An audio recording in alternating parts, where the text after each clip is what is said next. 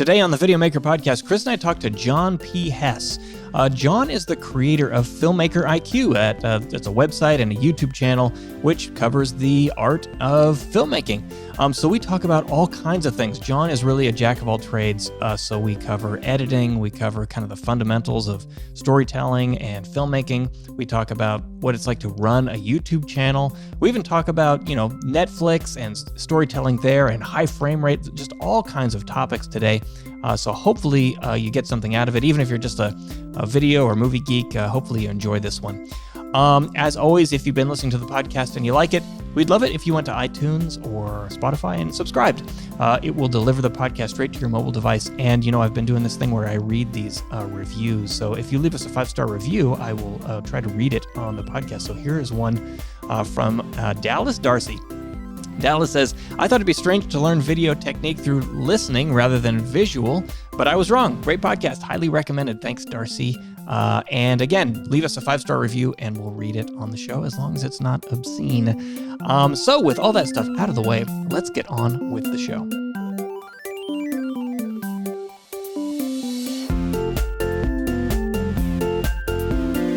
Welcome to the Videomaker podcast. I'm Mike Wilhelm, and with me, as always, is Chris Monlux. Hello. And today, our special guest, John P. Hess. John, how's it going? Hi, great. So, wonderful to be here. Yeah, thank you for joining us. So, John, our audience probably knows you best from your website and your YouTube channel, FilmmakerIQ. But actually, before we get into the work that you do there and some of your views on filmmaking in general, maybe you could give us, your brief bio. How did you get started in video and film, and how did you get to where you are today? Okay, so I started. I'm heading toward the number of 40, the big 40.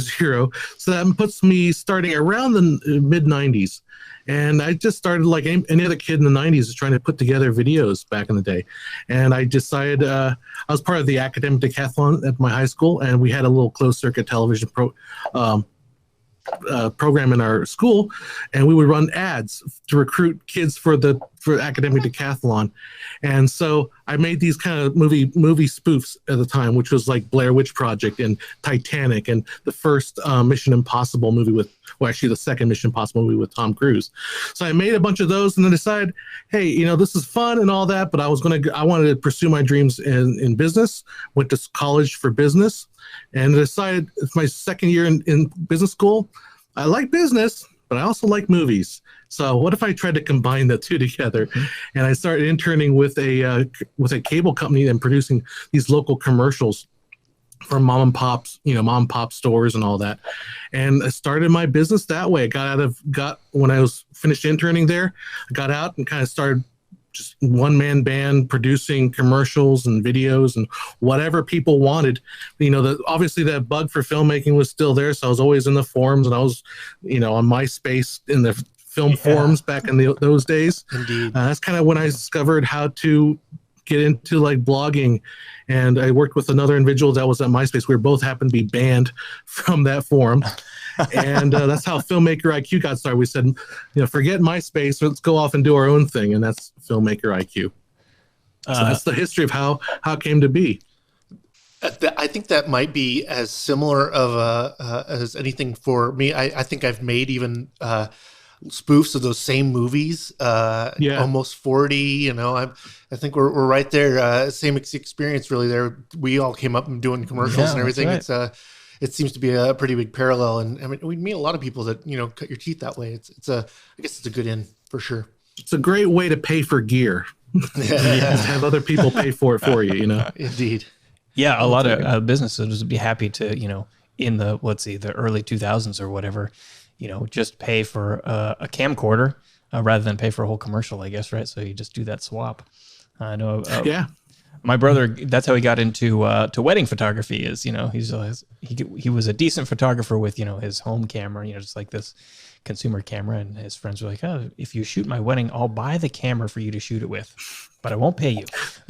So that's how it works out. Hey, sometimes. That's not a bad trade. That's a good start, though. Yeah, I mean, he gave him the tool to make more money. Yeah, yeah, for sure. So you did the commercial thing for a while. You were writing blogs on MySpace. And yeah, MySpace at the time was like, People forget about those of us that were there don't forget. But the blog was basically like you posted long posts onto your profile, right? But it was not quite like a blog, like Medium is a blog today. It wasn't really a blogging platform so much as it was like I don't know, it was kind of its own thing, I guess. Where I spent the most of the time was on the MySpace film forums. That's where back in, kids nowadays don't realize they had forums before. It was the early form of social media 1.0, right? Yeah. Where you would go on there and discuss, what's the best technique for green screen, what's the best, fake blood or whatever. So that was really where it started. Yeah, MySpace. I started a MySpace account as a joke first. I hated MySpace at first, but then I got kind of addicted to it. And along the way, it sounds like you sort of became a media professional, just generally, right? So writing, and eventually, you launched FilmmakerIQ, where you were writing articles and producing videos. And now FilmmakerIQ is mostly video, is that right? Or are you still writing articles? Yeah. It took a while to get out of the blog. Well, first we were just a blog for a long time, for about 5 years. It was just aggregating content. But then I realized that's not, that's kind of you have to chase the dragon on that. It's a constant turns, I forget the word I'm dropping here, but it's a constant struggle to kind of produce new content, and then you're always subject to whatever content's out there. So we decided we wanted to actually make our own eventually. I guess that was about 5 or 6 years ago. But yeah, that switched. Now I've gotten rid of the blog that we used to carry, just because it's the internet. Stuff changes so fast. Half the stuff on our blog is all like dead links. So I got rid of a lot of the old stuff. But right now I'm just focusing really on producing content for my YouTube channel, as far as the site is concerned. So your content seems like it's mostly focused around kind of the fundamental ideas behind filmmaking, the concepts there. When you were doing video production as a commercial producer, it sounds like you were a sort of a jack of all trades. Was there ever a point where you felt like you had sort of settled into a specialty, where you had a specific discipline that you were particularly skilled at or passionate about? That's a good question. I'm not sure I ever really settled for anything. I tend to like a lot of different styles. I feel like right now I'm doing a lot of documentary, a lot of talking head stuff. I'm still doing commercial work. Most of the stuff I do is kind of messaging and documentary. Although part of me wants to get away from that and move to something a little more where you have a little more scripted. Even scripted commercials. There's only so much documentary I can take. But yeah, that's. So as far as specialties, I think my primary, I think what one of my key specialties actually is graphics, motion graphics. So I've learned After Effects. I started off learning After Effects, and I've been kind of working in After Effects for at least 20 years now. So I feel like that's one of the things for me, especially in the commercial world, that kind of sets me apart. I think for anybody really, if you can learn After Effects, you're much more valuable as a producer. A one person producer. Yeah, I mean, it's like you can pull off some what used to be expensive special effects, and a lot of flash and bang in After Effects with just the right knowledge and the right placement. It's a little goes a long way. I when I was making commercials, we always said it was like 75% of our work was in After Effects. Really, it was like all we could do is to get our sequence cut so we could get into After Effects and spend all the time in there. That's kind of how I feel about my life right now. It's mostly just After Effects. That's funny. When you get in the world of keyframes, though, it's nice. Like I definitely like the quick math of like, I'm going to add 7 frames here. I don't know. You just kind of get in the zone with After Effects. That, you're going to do this thing you've done, so you have a couple processes, or you have them saved or whatever. I always think that that After Effects is something that can really doing motion graphics in general really up the production value.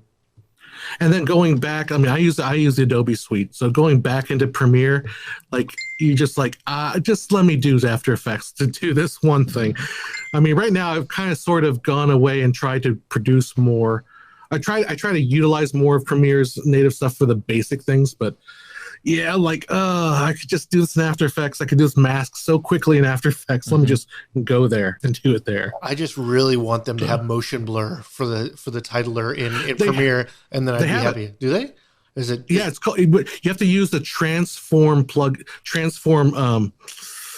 plugin, but it's the effect. It's called transform. Oh, okay. Versus using just regular position, and then there's a little button that says use comp shutter speed, and you just click or unclick that, and then switch the shutter speed to 180, and you've got motion blur. Also, they just don't call it motion blur. That's like the secret. Yeah. I just want the secret, but it's the secret I give you right now. I want the After Effects button that's pretty much turn on motion blur. But that'd be nice too. The workaround is fine.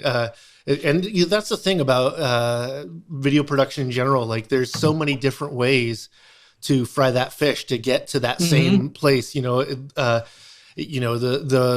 process that you pull a key this time doesn't necessarily need to be the way. I mean, you want to make pipelines and workflows that work well, but there are different ways to do the same thing, and that's I think a really valuable thing to learn, like, which direction do I want to address this problem or whatnot.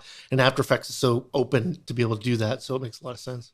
Yeah, especially click keys. I mean, don't get hyper-focused on one particular topic. But yeah, like one of the things I kind of will advocate for people starting out with green screen is like, just because you don't get it in one click doesn't mean you did a bad job of shooting your green screen. I mean, it can take different layers, and you're cutting different parts. And yes, there's a little bit of rotoscoping maybe, but you're right, so many different ways to get the effect. And then I'm working on a project right now with somebody, and we're kind of going back and forth and just looking at how do we do this effect. And we're both kind of attacking it from different angles. So yeah, that's what's great about After Effects. And you get somebody that really knows what they're doing with it. So After Effects is really, invaluable for commercials when you're talking about something that's 30 seconds long and you have a lot of graphics built in anyways. It's like, okay, well, I might as well just put the clips together, the video clips. It's only 900 frames. Exactly. But are you also doing a good chunk of your work in After Effects for your documentary stuff, or I do treatments and stuff like lower thirds, some graphics if there's stuff I need to demonstrate, just any kind of graphical that layer on top of the video. The documentaries I do tend to be I do a lot of nonprofit stuff, but it's like fundraising. So it's like talking head, but with, special lower third, maybe a fancy transition kind of a thing. Yeah. So I'm glad that you brought up graphics because, I've always been impressed with your graphics in your, instructional videos. We've been following your work for some time here at Videomaker. And that's the one thing that jumped out at me is that you have these fantastic motion graphics to help as visual aids to communicate these concepts and ideas. And it's more than just like, something that someone who has understanding of After Effects would put together. These are like 3D animations. So what is your workflow like? What's your process for creating these 3D graphics? Now, some of the 3D stuff I will use like a 3D Studio Max for, and that if it's going to be really, really difficult to figure out. So I will jump to that boat, which that took me forever to learn. I mean, I spent 20 years trying to learn. I'm just barely comfortable with it. It's very difficult. But as far as graphics, you can cheat a lot with After Effects as far as 3D. You can create planes and you can, rotate the plane a certain way and you can kind of get a 3D effect. So I will try to avoid 3D Studio Max if I can. But then it's really, a lot of times with the graphics, it's really just trying to figure out how do I explain this visually? And that takes a little bit of effort. It's hard to, I guess that's kind of one of the things you just have to learn if you're trying to teach, visually. It's just, how do I draw this in a way that comes across clearly? And then do it in a kind of essentially a 2D plane when you eventually come right down to it. We're looking at our screens in 2 dimensions. So. Yeah, what do they call that? That's that faux 3D postcards in space. You ever heard 2.5D. Oh yeah, there you go. Oh, postcards in space. Okay, yeah, I heard that one. That's a great one. Yeah, that's what I went to a press thing with Adobe once, and that's what they referred to there when they were just adding like what they would call real 3D. They eventually bought Maxon, right? Yeah, Maxon, And so I think they're just partners. Cooperation, right? Yeah, something like that. So at any rate, when that deal was announced, they're like, we're more than postcards in space now. We did this. In the project we just did, we just kind of cut out that renderer because that was taking way too long to render. Oh yeah. So it's like back to postcards in space. Yeah. 3D Studio Max. I'm not surprised that first of all, it looks like work that you'd have to do in a dedicated 3D application, and I'm happy, I guess, to hear that you've been using it for 20 years and you still feel like you're learning. I tried to learn it many years ago, and I was able to make like some text, and the text looked nice. It was 3D, and I could have it move around the screen in a way where there's like perspective and all that. And man, it was so hard. It was so difficult to get the textures just right, the lighting just right to look realistic. And I was at the time, I recall thinking I'm pretty good with software and I can sit in front of software and I can usually figure it out. Not with 3D. Like that is a real discipline that it takes a lot of work to master. Believe it or not, it scratches a very interesting itch, and that is the itch for trying to shoot something. Like, I love going on a set and lighting something and getting the lights just right. With 3D Studio Max, when you're actually in there and doing it, it's like you have total freedom. You want to put a little light there? Okay. You want the light in the shot, but you want it invisible? No problem. So there's so much you can do that's like, it's liberating. You feel like you can do anything. And then you spend all the time obsessing over like moving a chair, like half an inch over here to try to get the perfect shot, which you wouldn't do in real life. You would just shoot the chair where it is, or you would just move it, but in 3D, you're sitting there like, render it. They don't like it. But you can spend hours and hours at it. I remember doing some 3D work in After Effects, doing like particular and having all the particles going in different places. Like, oh, this is really working. I want to see this, and so you make the render, and of course you have your 7-minute or 7-second clip that's going to take an hour to get out or more. Oh yeah, and then the sparkle, the flutter of the particular is not right. It's like, oh, not right. Or it stops halfway. It took me 45 minutes to get it made. I waited an hour to see it, and then it's crap. It's like, oh God, I really hated the stuff that it's like you worked really good, you thought you were brilliant on, and it didn't fit the mode of the client, and they're like, yeah, this part we just don't want that. Put in anything. And they're like, how about I leave that in there since I spent most of the time making your commercial on that. But no kidding. That's a pain for sure, especially when you're working on those things that have the added depth. I remember doing so much, 3D within a 3D program, so After Effects, and then we get to open up a 3D program that goes into it, and that's the postcard. So it looks like it's in 3D, but you can't really put up room and lights and all the rest. And it was really cool when you could do that in After Effects. I remember when it first opened, getting your 3D grid and placing things, but then I remember fighting resolution so much on that, like all your different elements need to be really high resolution, and then all of a sudden the computer can't hardly handle it, and it's like a really hard hole to dig. You just keep on burying yourself. It seems like with every stroke. Right. So you got into the business basically from a passion for movies and movie making, I guess, right? So, like many of us we start the same way, right? Chris and I are kind of in the same boat. We started in the 90s making videos in high school and movies and all that. And then you get into the actual, career of it, and you end up doing something other than, the thing you might have dreamed of when you're 15 years old. And you have made this transition from being someone who is getting into it because they enjoy the magic of it, to making commercials, to still making commercials, I guess, but also making these instructional videos. And it's clear on just by watching your content that you're very passionate about movies and film. So I want to ask you, in terms of the work itself, where do your passions lie in terms of actually being in the filmmaking world and working on a set for a feature versus doing corporate work or commercial work or documentary work? How have you sort of balanced these two passions, one for movies and one for just like the production process? Well, I think for me, my real passion is the storytelling part of it. So I really enjoy developing the story and then finishing it and putting it together and seeing the story.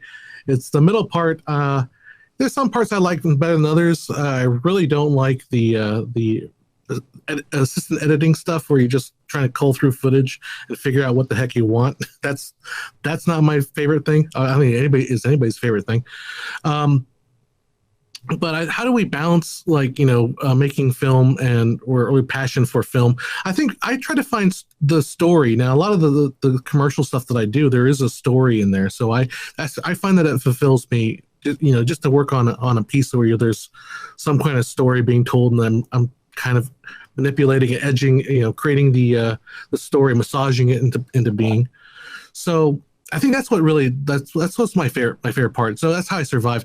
Now, as far as like what's making films, I haven't had a chance to be able to make anything, and obviously there's the pandemic going on, so that's kind of putting a damper on just everybody working together. Frankly, I mean, this is probably not that bad. Oh, not bad. That's the word I'm thinking of. I also have a problem with words and trying to remember what word I'm trying to. What's the word I'm looking for? But anyhow, what I'm trying to say is that I personally don't want to see another Zoom movie. I don't want to see any movie that involves Zoom features, because that's my life already, and I personally can't stand that. Like, I can't stand sitting there watching Zoom. I don't want to watch a movie with Zoom, with like Zoom calls going on. Controversial is the word I'm trying to say. So I am kind of done with I don't want to produce that kind of film or even watch it. So that's kind of the dilemma that we have right now, is waiting until things kind of calm down and we can get back to actually, social encounters and actually making a film without having, tons and tons of red tape. Yeah. I think we're in this mode, at least this is my mode, where I rely on movies as a form of escapism, right? I always, whenever this happens, whenever I'm watching a film and I see people at a big gathering, first thing I'm thinking is, oh, there's not a lot of social distancing going on there, and then I remind myself, nope, this is a fantasy world, and I should fall into it. And then I'm thinking about the people in the Great Depression, right, who watched films as a form of escapism. And I'm kind of in the same boat. I don't want to watch even a movie where people are wearing masks and are social distance. I mean, I'm sure those stories are going to be really compelling someday, but not right now. Yeah, no. I really love that at the moment, the people that are creative in the technical world are forging new ground. So like we saw the Oprah Obama interview where they were both lit like they're in the same room, but they're two different places, green screen. But of course that takes a crew, like someone that would be following, working with Obama or with Oprah. But that I think that we're starting to see how we could fit and do these kinds of things with minimal connection. Now, the hard thing is you're never going to get that opening scene done very well without a bunch of people, those there's a lot of stuff that you just can't capture unless you have. I mean, they're shooting stuff now. Everybody's under tests and whatnot, but I think it's really exciting to see the amount of technical creativity that's like, well, how do we do this safely and still produce something? And I think it's neat because these are challenges that we wouldn't face otherwise.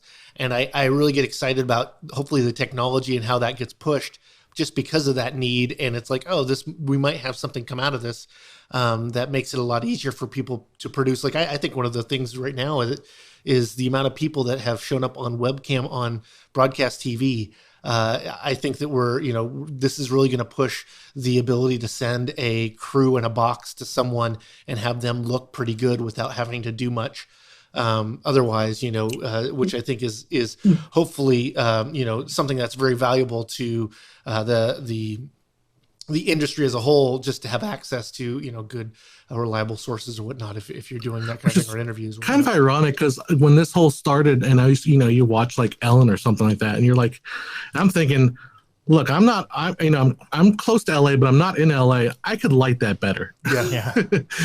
Like I don't know. It's a weird, obviously it's a weird world. There's a lot of the technical requirements have been dropped because you just have to. Like, how are you gonna have like perfect technical standards in a situation where you're just barely surviving with these internet? I think one thing the pandemic has kind of revealed is that we're not as much as we, because we're video makers and filmmakers, we are pretty much on the edge of technology, right? We have pretty fast computers where our connections are pretty fast, but not everybody's at that level quite yet. Like, yeah. I just did a project for a college where because the college can't do theater plays. So we did like an on-call show, kind of like what we're doing now. Now, I was trying to use some other process, and I was just bumping my head up constantly against, connection issues, audio dropping out, frame rates going up and down all over the place. So I don't know, I will be much happier when we can get back together in a room and I can put a camera, even if keep them 6 feet apart, but put a camera over here, camera over there, and just shoot this thing rather than trying to run everything through miles and miles of internet connection. So I'm looking forward to that day. I think we all are at this point. Yeah. Okay, so maybe that's a good spot to just take a quick pause, and we'll take a break and be right back. Videomaker has been the go-to website for video production professionals and enthusiasts since 1986. There's a reason a quarter of our audience has been following us for more than 10 years. Simply put, our content makes our audience better at producing video. For whatever level you're at, we have the content to get the quality of work where you want it to be. Nobody knows this better than our Videomaker Plus members. With exclusive offers and access to courses, webinars, back issues, and the digital magazine, they're able to stay up on the top of their production game. So now we want our podcast listeners to get in on the exclusive access. For a limited time only, we're offering a $100 discount to our Professional Plus annual membership. That's 42% off the normal price. To claim this exclusive deal, go to videomaker.com/2020plus. That's videomaker.com/2020plus. PLUS, not the symbol. It only takes a minute to sign up, and you'll get immediate, unrestricted access to all of our content. Don't wait. This offer will not be around for long, and you just can't ignore the benefits. That's $100 you can save that can go straight to new gear, software, accessories, whatever you want for your production setup. Don't wait. This offer won't be around for long. Once again, claim your exclusive offer now at videomaker.com/2020plus. Okay, and we're back. So John, I was hoping we could talk a little bit about sort of the business of YouTube, running a YouTube channel. Okay. So I have a question for you that maybe is a little bit of inside baseball for people who are making video but not participating in the YouTube world. So something that people on YouTube are always struggling with is like getting the algorithm to work for them, right? So your content is very in-depth. Like, it's really fantastic informational video, informational content, but these videos are pretty long. They're like 25 minutes, 30 minutes sometimes. So I'm curious, as you're uploading this stuff, does the algorithm tend to punish you for that or reward you for that? How is that sort of in-depth content going? I think in the long run, it can help you. It's hard to say because the algorithm obviously is a big mystery for a lot of people. No one really knows. So you can make an argument that longer form content doesn't work, but of course you look at somebody like Joe Rogan, who puts out 3-hour videos, and he seems to be doing pretty well for himself.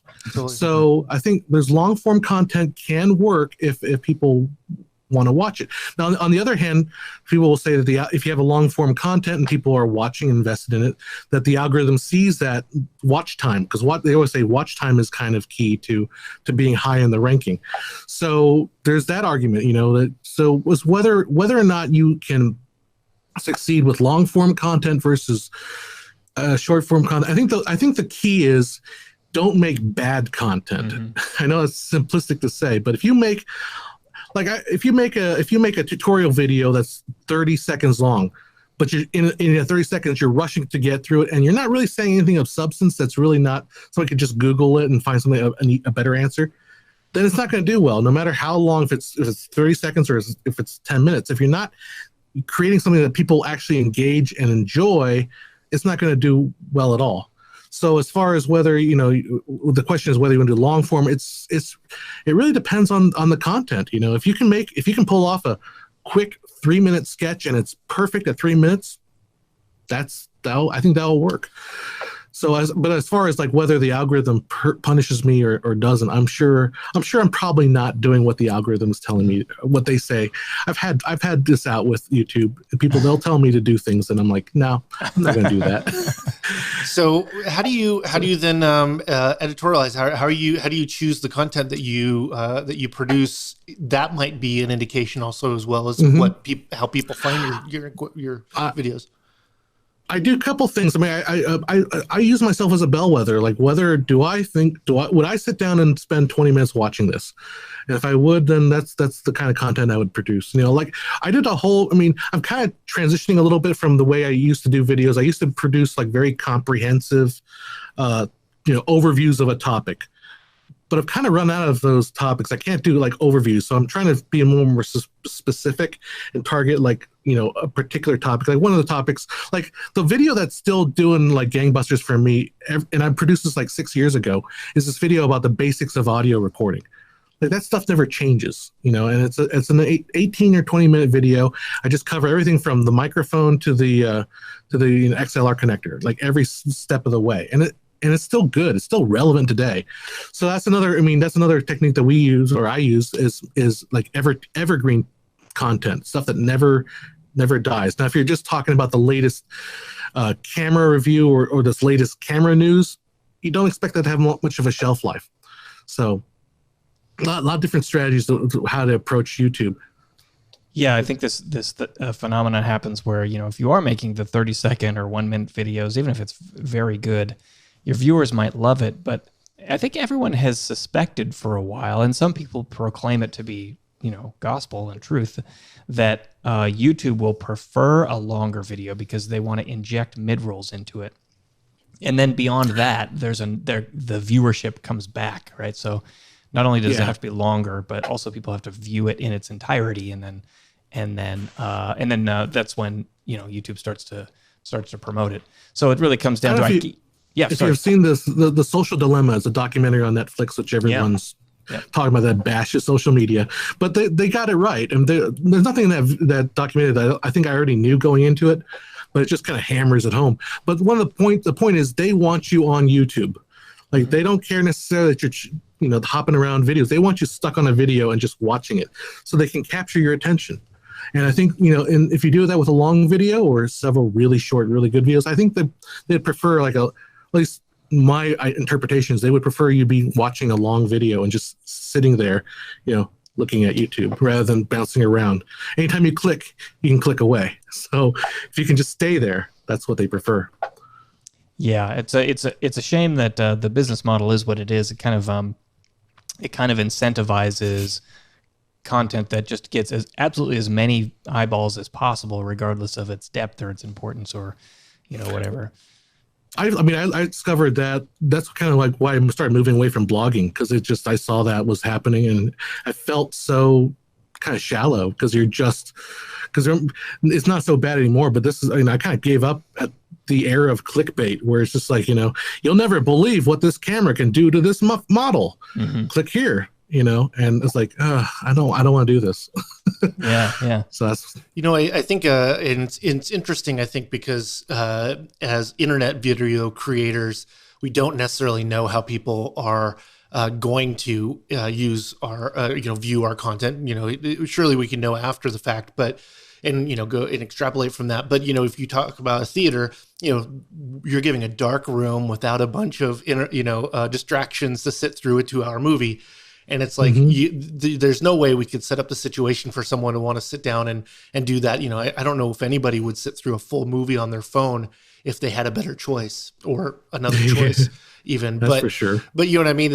I think that sometimes it's about the environment of someone's watching it. So I think that's also something that could be in, the idea of short videos. Well, that makes a lot of sense. TikTok's a lot of short videos, stories, and that kind of thing, because it's meant to be just kind of thrown into your process of things you're doing. It's not meant to like sit down and just look at like they wanted for TV, which is we want you to sit here and watch it, through this program so that everybody that paid for ads can get their ability to get to you. And I think that kind of, we're losing that ability to captivate.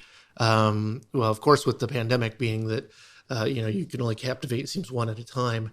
But we've gotten better at being able to enjoy it's things a at weird home and stuff. But it's a weird, we've got like in a dichotomy between like watching really short videos and then people sitting down and binging 8 hours of a TV show in one sitting. Yeah. So we've got like it's every stereotype of how we think about viewers is, who knows. I was talking to my wife about the binge watching the other day, and we were thinking that, so you're watching a show that's meant to have commercials. And so they build the drama to have you come back after having to sit through 2.5, 3 minutes worth of commercials, right? So it's even more compelling when you don't have to wait for the commercials. So you're more likely to want to keep watching. And of course, you have the ability to keep watching. It's not like it's going to stop, and those things feed each other. But Netflix does a good job of keeping people, I'd be curious of what their per session time per user is. I bet you it's pretty high, and probably much higher than YouTube. People are willing to pay for it better than YouTube for sure. And now they, instead of making it come back for commercial, they put that cliffhanger at the end of the episode. So you're like, I just, it's 12:30 at night. I want to go to bed, but just one more episode. Exactly. Well, because they needed to pull you in a week from now, but now if you have an immediate choice to do this, well, of course, I want to do that. Like, this is so compelling. I could have come back a week from now and still caught it in real time. So it's interesting, the content and how people watch and how that brings us in. And we're expanding on that with every experience, I think. I wonder why that is even still a thing. The whole idea of cliffhangers and binging on these subscription streaming services, right? Like that whole concept was for serialized television to try to convince you to come back a week later, right? Like carve out time in your week, the following week, to watch the show. Well, that's not an issue anymore, right? Yeah. Netflix, I don't know anything about their business, so I really am, don't know what I'm talking about, I guess. But they want people to be happy to continue to spend $15 a month or whatever it is. But they're not necessarily incentivized to maximize the number of hours per day per user, right? Like, so in the ideal world, actually, for them, it's probably like sign up, keep paying the $15 and never watch a single minute of content, right? Because it's expensive to make and deliver that content. I'd imagine, though, that would indicate someone that didn't stay long and didn't pay long. I imagine they see satisfaction in people keeping their subscription. But exactly the same. But they would be incentivized to maximize satisfaction while minimizing viewership time, right? So I'm just curious now, like why the binging strategy generally? It just doesn't make as much sense to me, at least intuitively. But I'm a dummy, so I was reading an article, man. I wish where I read it, but that they were talking about the correlation of like Napster, when you could just go and listen to any song you want, find anything you want. Now we can do that mostly with Spotify and these others, but there's still some things, the holes that it's on this one but not on that one, and that kind of thing.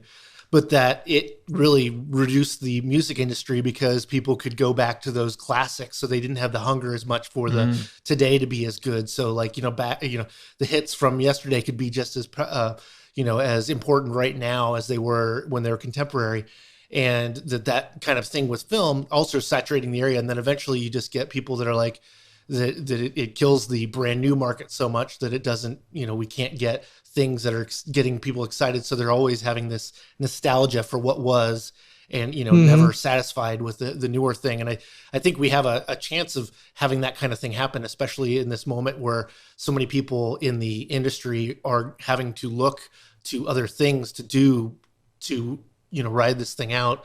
I hope that it doesn't, that we can come roaring right back, like after a writer's strike or something like that. But it's interesting when you see those things and how much it affects, like how much more content will we have once we can get all together. I mean, that's exciting, right? Like someone's got the newest amazing thing and they just not even had a chance to bring it to market because, we're just not going and networking the way we were. People are having to figure those things out, but it also might give an opportunity for that person that was never good at the, handshake networking to all of a sudden rise to the top, because that doesn't get you to the, the lion's share anymore. The, being able to deal with Zoom meetings and meet people that way will be the thing that brings the next success. So hopefully it even changes the economy of who can bring stuff to market, which would be exciting.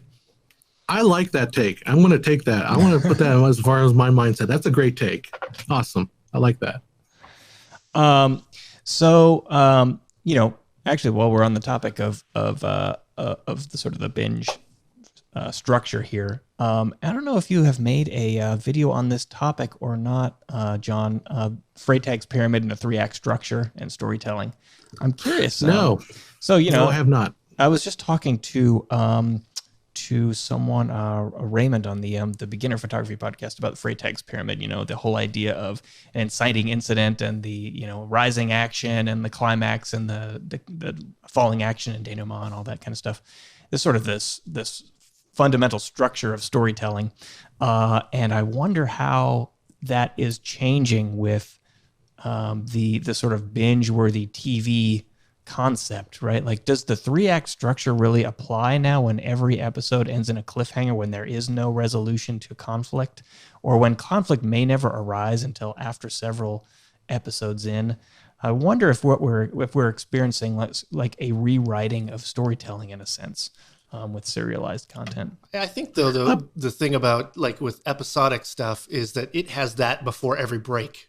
Like they're compressing the whole thing into the 5-act structure into a 7-minute segment of something because they're what's trying a break, to get, Chris? What's that? What's a break? A break? A commercial break. What's a commercial? It's like Netflix doesn't have those. No, I know, but so they just make it a film. Now it's an hour-long film instead of a 2-hour film or whatever, but still long. But even if you watch the serialized stuff on Netflix that is Netflix put out, the big difference is you never had to wait to watch the next episode, whereas Friends on reruns and that kind of thing. But that they're produced very similarly, except for there's no cliffhanger for the break, but it's still the same kind of I think you can end up getting more intensity in the rising action. You know what I mean? Like you can get to a much more frivolous pace if you can do it for longer. Mm-hmm. But I think it's still that application, just like, short film is just, abbreviating that. I think the same kind of thing is just the different application. Now, I hope that it would help change the visual language because the format would change. And I think that we have had that, amongst, from like how film was trying to separate itself from TV when TV first came out. Yeah. And it's like the things that they try to use to make a competitive difference are the things that end up defining them. Yeah, I mean, I think I personally don't take too much stock in getting very precise about how to lay out story necessarily in a structured format like a 3. The way I look at 3-act format is basically beginning, middle, and end. Yeah. So those are your 3 parts, and everything in the world has a beginning, a middle, and an end. Now, even something like not Kill Bill, but Pulp Fiction, where the middle's mixed around, but there's still a beginning, middle, and end. There's still that physical beginning, middle, and end. And I think you can get down and get a little more structured analysis and do stuff like that. But I think that always happens after the fact. I think the story is created first, and then the structure is applied to it, or at least the analysis of the structure is applied to something that already exists. Artists try things, and artists try to break things and do what they think it works and what doesn't. The analysis usually comes after the fact. So that's kind of the way I feel about story. I did one story analysis of the movie Coco, which is a Pixar's movie. I think I love that movie. Just such a great film. It's one of the I've been on record calling it underrated. Yeah. People say, well, no, I think it's underrated. It's greater than people make it out to be. Yeah, no, I think it's one of Pixar's best movies. That film allowed me to talk about like dying with my son, and it was a nice, calm, normal conversation. Like he was able to understand without being sad or being bothered by it. Really important film, I think, for kids. No, it's like everyone loves the beginning of Up, which is a great movie too. But that movie, all the pathos is in the first 10 minutes. Yes. This movie stretches it out in the entire thing. It makes the entire thing. You said it's a movie all about death, and how do we do it in a fun, cheerful, exciting, kid-friendly way? It's an amazing movie anyhow, but you can break that out structurally. You can apply analysis to it, and you can see where the acts kind of happen. But there's something to be said that I think a lot of the story happens, or at least when you create the story, it happens independent of that. And then you can apply the structure. Maybe you can use the structure analysis to figure out where the problems are. But that's just my take. I don't take that. I'm not a die by the structure analysis kind of a guy. I take a more organic approach to it. It's this is now off topic again, but going back to the Netflix thing, because I'm thinking about how it's changed. And there's choose your own adventure for kids I've seen on Netflix. So, they have 2 or 3 storylines that you can get to different endings. So every time, like my son watched the same thing 3 times so he could see the 3 endings and go the different aspect, just like your maybe, your kids' books. I remember those books, yeah. Totally. But that would be kind of fun to do in a theater. Everybody vote for what they think is going to happen next. And it probably could be all farce, but it'd still be fun to think you're participating. They tried that, and Roger Ebert slammed it hard. He hated that. But the example, let's not like tunnel vision ourselves and thinking only about film. That's what video games are. Yeah, it's a choose your own adventure story, and it is, it can accomplish things that film just can't. Well, then on the other flip side, film can accomplish things that video games can't. Totally. So going back to Roger Ebert, who had famously did not consider gaming art. There exists both worlds, and they both have artistic merit and application, and inspire each other. The thing is like you could think about that pick your own adventure, that one of those storylines was good, and then the other 2 they just had to write because they wanted to have this format right. But a video game is actually the opposite of that. Like, we need to perfect every storyline. So when you're going down those paths, when you get there, the thing is you think you're choosing your own adventure in a video game, but there's still walls you can't go through, and there's space. They control you through the same thing, composition, all the same things that we do in film, except for you're controlling someone to move through that world instead of just their eyes. But that challenge is still the same. You're still going to deal with the American audience looking at the top left of the corner first. Those things are all going to be applied regardless of the cinema that happens afterwards, if you're involved in it or not. But that active engagement in the story is truly the exciting part about video games. Like, the stories are good. They're able to fund really great stories as well in video games. And a story arc in a video game could be a 12, 15 hour story arc, just crazy. And that's the thing with video games too. Let's not forget, we talk about the cinema applications, but video games have another very important thing, and they have to be fun to play. Yes. Yeah. That's if it's like the Godfather of cinematics, but you don't do anything. Yeah. It's not a good video game. This thing happens when we watch movies where we don't we don't decide that we like a movie or not until after it's over, right? This idea that you really got to see how everything turns out. Then you go, oh yeah, it was good or it was bad. Like, if you're enjoying a film throughout the whole thing and then the ending stinks, you're probably going to go, that wasn't that good. Whereas, like you said, with a video game, it has to be fun throughout, and a video game really succeeds or fails based on the journey of starting to finishing it and having an enjoyable experience throughout that journey. And I think that if you look at some of the best films, they follow that same idea where you really have to entertain people throughout this process, and watching it has to kind of be a joy in itself, rather than just sort of this like twist at the end that makes it all worth. The last 2 hours were really a chore, but at the end it paid off. So I guess it's a good movie. Well, that's the grind of video games. Just like the high score. The idea of a high score is the thing that motivated video games for more than a decade. Just the high score alone, not even story, just I can get enough points to get to the end of this. And so I think that when you have those kinds of motivators built in along with storyline that's compelling, I think that's where you end up getting that. What's better than a video game that tells an amazing story that you're hooked into playing, that the same thing, you want to binge it because you want to know what happens next. So you instead of being in the I'm in a movie theater feeling, like you're actually in the game because they're putting you there. That's in the story. That's pretty exciting. I wish that we could do that with real people and and make something that's actually live action of some sort. But I guess the graphics get good enough to do that eventually. So. It's tricky. Like I this morning I was talking about it, but I spent some time working with a virtual. YouTube was real push for VR stuff. Yeah. So they're having people come in, take classes on how to do VR, and I think I discovered rather quickly that virtual cinema is not really all that's cracked up to be, primarily because you eliminate the role of the director.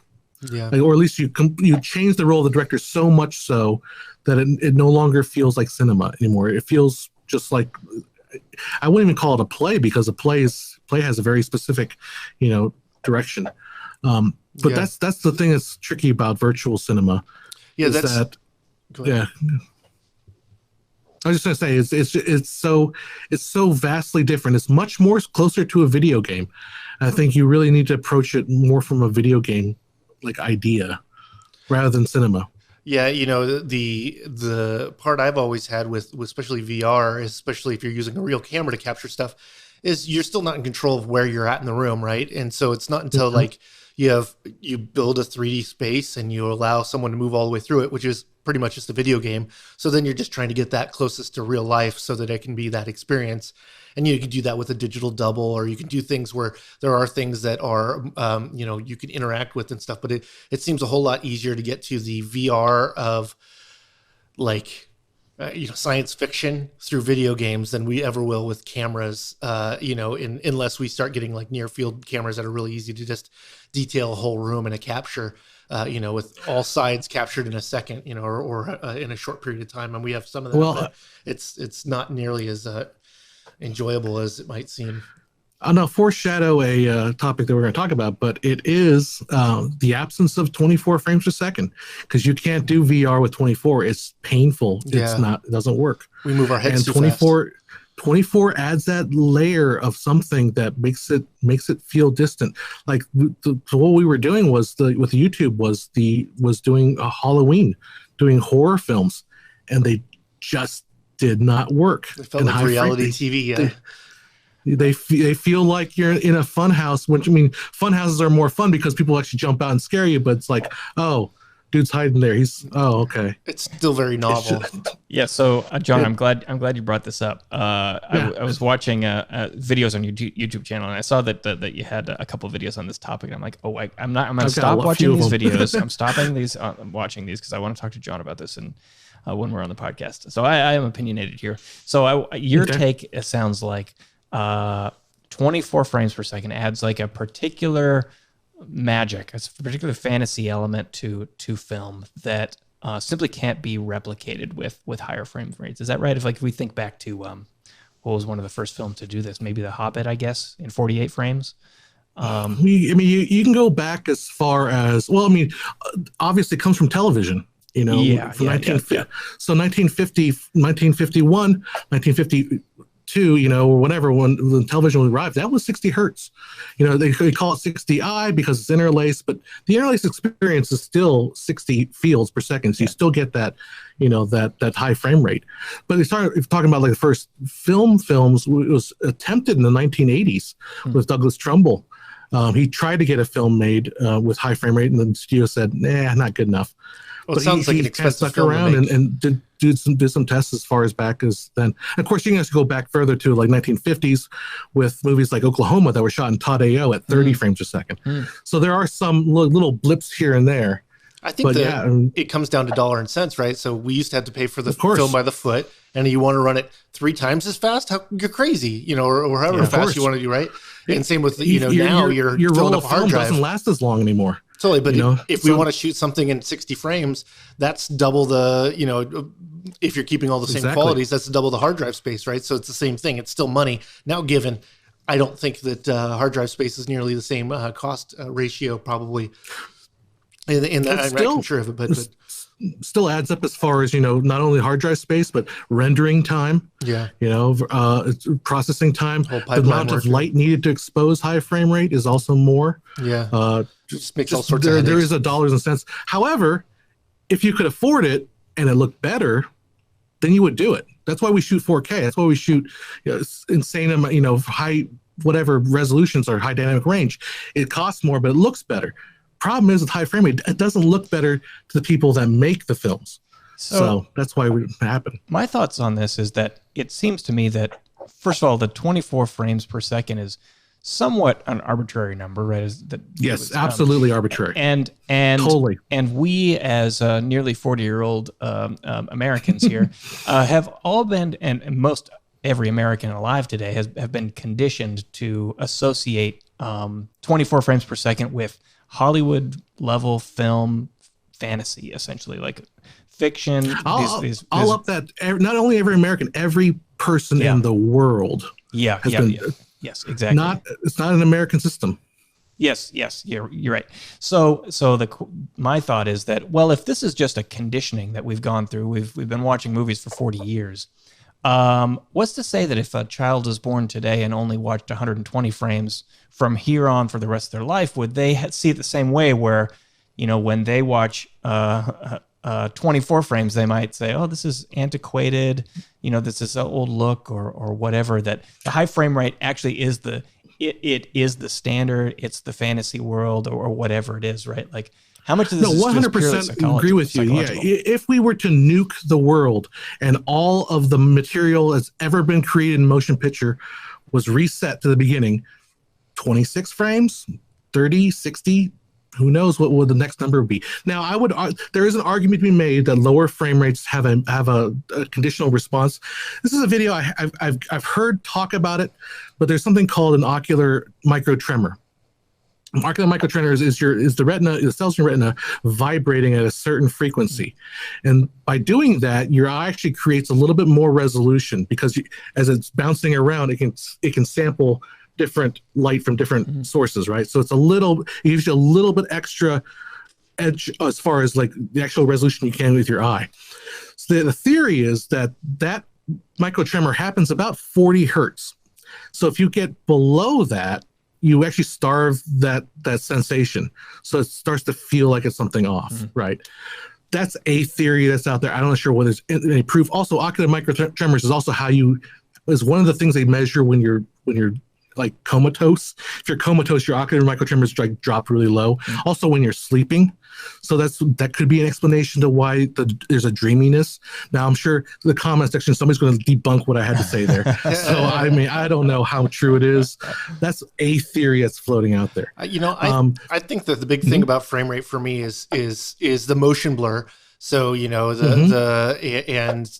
and what that gives as a feeling, because it is surreal in some applications. It's not always, you're not always feeling like you're in a film, but there's times when that cinematic feel really comes out there.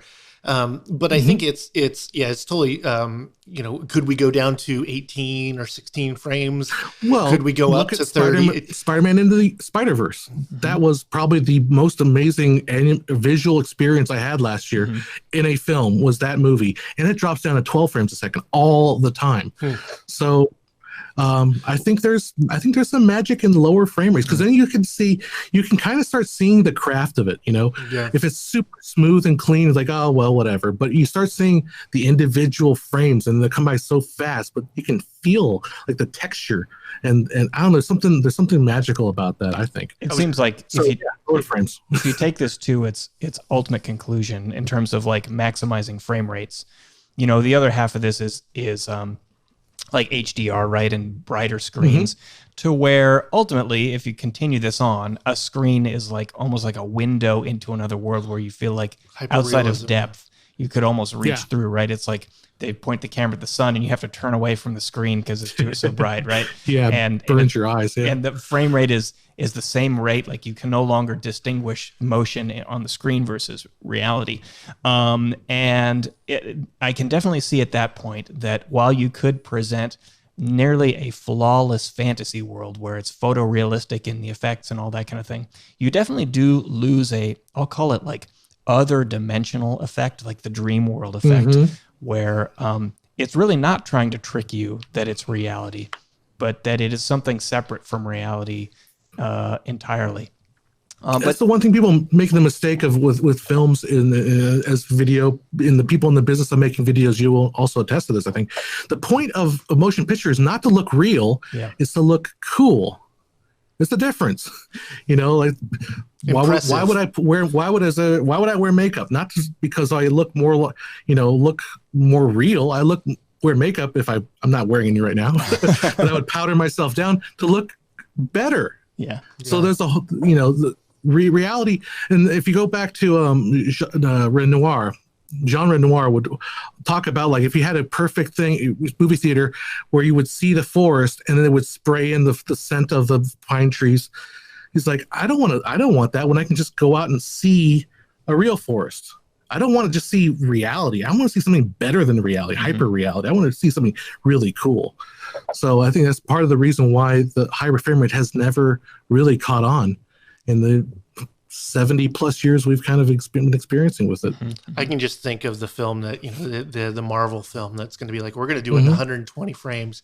And then the poor bastard that's got a rotoscope that many frames, that's just going to be, just all sorts of, he'll be working for 6 months on 3 seconds, Well, I mean, Star Wars, Marvel, they have not done it. Yeah. Why? That's a perfect example of somebody that they have the money, they have the crews, they can do it, but they don't because they know it's been tested. We know what high frame rates look like, and that doesn't work for something like Marvel. Well, I think bottom line though is if it costs more. Back to, there is points for high frame rate. There's a reason for it. If you're making a documentary, there was a documentary that came out in like 2017 about the ice shelf in Antarctica was shot like at 96 frames per second. That is a purpose. That's a point. And that's an absolutely a very useful, because if you saw a window onto this, ice world, there's benefit to that. Yeah, the same reason why you want to watch golf or football or any of those things is that higher frame rate makes a better experience for the viewer that's not there and can't be there in those situations. And I think that's, if you're never going to see a redwood, the redwood forest, to see it in, the highest resolution and the best, the highest frame rate and all those things is going to be what you're going for, because you want to give them a glimpse into that. Whereas, I think if for a film though, if you can't justify getting we would never make a 3D film if they didn't charge more for a 3D film, because they would never choose to do that because it costs more money and that's less money for them. And that's, I mean, that's how all of Hollywood, it's all about the money, dollars and cents. No one's doing this just for the passion. That's how the world works. Totally. I mean, it's not just Hollywood. Like if you said, hey, I want you to work harder, but I'm not going to pay you any more. Yeah. You wouldn't do that. Some might do it, but for a shorter period of time. For a short time until they realized, not worth it. And there are some filmmakers that will do things outside of their financial incentives, right? Like Tenet being released in theaters this year, right? Like that's true. Just something that Chris Nolan wanted. Didn't make financial sense, but you have to have enough money to do that to start off with. Yeah. I can't make that choice. But Chris Nolan makes enough money where you just want to make him happy. If he says, no, I'm not going to make my next film with you guys, you lose a lot of money. Yeah, that's right. So let's keep Chris Nolan happy. Yeah. Okay, so John, we're coming up just on time here, but I want to ask our typical exit question. Now you are it's kind of a jack of all trades, so I'm going to do a kind of a different thing for the one secret for our listeners. So if you had one secret for our listeners to help them become a better blank, and this is the variable here. So considering you are a jack of all trades, we'll fill in the blank with either filmmaker, editor, or motion graphics artist, or YouTuber. What would that secret be? The one secret I have is don't ever pigeonhole yourself into any particular topic as far as your curiosity goes. I have so many people tell me, when am I ever going to use this in my real life? Or when am I going to use, the question I used to get all the time on FilmmakerIQ, what does this have to do with filmmaking?